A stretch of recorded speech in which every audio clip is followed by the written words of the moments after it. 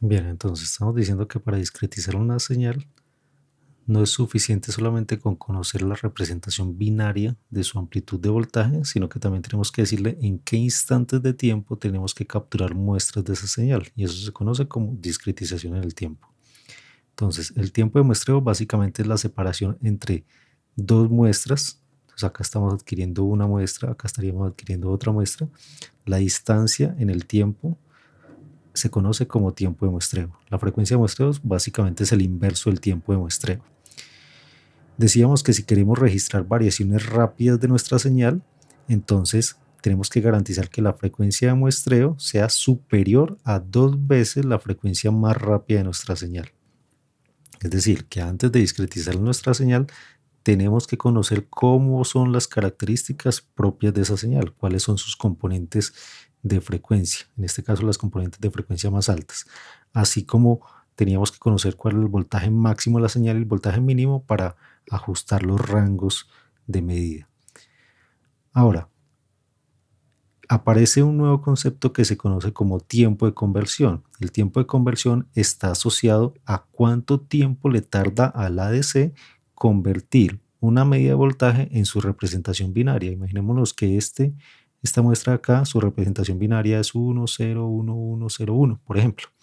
Entonces, ¿cuánto tiempo le tardó al ADC convertir este valor de voltaje en esa representación binaria? Pues tenemos acá nuestro ADC. Acá le estamos inyectando nuestra señal y él tiene que hacer algún tipo de procesamiento, todavía no lo hemos visto, para convertirlo finalmente en un número binario. Entonces, por ejemplo, este número binario, ¿listo? O cualquier otro. Es evidente que entre más números binarios vayamos a utilizar para representar nuestra señal, pues más tiempo se va a tardar él en hacer el procesamiento. Entonces, el tiempo de conversión básicamente lo que nos dice es cuánto tiempo se demora después de que yo decido capturar una muestra. Imaginémonos que yo decido capturar una muestra en este instante de tiempo. Entonces, cuánto tiempo se tarda el ADC en arrojarnos el resultado binario para esa medida de voltaje. Entonces, la muestra finalmente no la tendríamos disponible acá, sino que imaginémonos que la tendríamos disponible por acá, un instante de tiempo después. Esa distancia desde aquí hasta acá se conoce como tiempo de conversión. El tiempo de conversión entonces es cuánto tiempo se tarda el ADC en entregarnos la representación binaria de una medida de voltaje.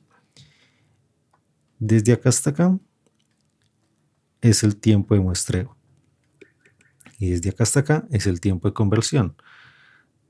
De esto también es evidente que el tiempo de muestreo tiene que ser superior al tiempo de conversión. ¿Por qué? Si nosotros intentamos muestrear más rápido de lo que el ADC nos arroja el resultado, pues vamos a generar un error. O sea, básicamente la medida que él nos entrega o el valor que él nos entrega sería un error. No podemos pedirle que nos entregue una muestra antes de que haya terminado de convertir la muestra anterior. Entonces el tiempo de muestreo es superior al tiempo de conversión y el tiempo de conversión es proporcional al número de bits con el cual estemos haciendo la representación. Es decir, si yo represento en 3 bits, se demora cierto tiempo, y si represento en 10 bits, se va a demorar más tiempo que el que se demoraba representándolo en 3 bits. ¿Listo? Entonces el tiempo de conversión es proporcional a la cantidad de bits. Otra cosa que tenemos acá que revisar es que hay una relación inversa entre la cantidad de bits y la frecuencia máxima de la señal que podemos muestrear. Es decir, si yo quiero registrar variaciones pequeñas de la señal, por ejemplo acá, alrededor de este punto, si queremos registrar variaciones pequeñas acá, tendríamos que utilizar una escala de medida muy pequeñita, es decir, que tendríamos que utilizar una alta cantidad de bits. Esto implicaría, para registrar esta señal, implicaría aumentar la cantidad de bits.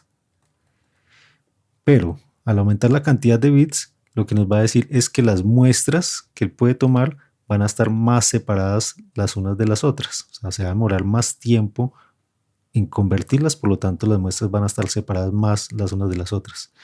Eso implica que posiblemente, si quiero registrar muy bien esta señal de acá, no vaya a poder registrar estas variaciones rápidas de la señal, porque la distancia entre muestra y muestra va a ser más grande que la variación más rápida de la señal. Entonces, hay un compromiso. ¿Qué queremos registrar? ¿Variaciones pequeñas de la señal o variaciones rápidas de la señal? Dependiendo de la problemática que estemos abordando, puede ser más conveniente que nuestras muestras estén muy pegadas unas de las otras en el tiempo para poder registrar esas variaciones rápidas de la señal, o que nuestra escala de medidas sea muy pequeñita para poder registrar esas variaciones pequeñas en amplitud de la señal. Entonces hay un compromiso. Si yo quiero registrar estas variaciones rápidas, nuestro tiempo de conversión tiene que ser pequeño. Para que el tiempo de conversión pequeño, la cantidad de bits tiene que ser pequeña, y eso implica que la escala de medida es grande. Escala de medida grande, tiempos de conversión pequeños. Escala de medida pequeña, tiempos de conversión más grandes.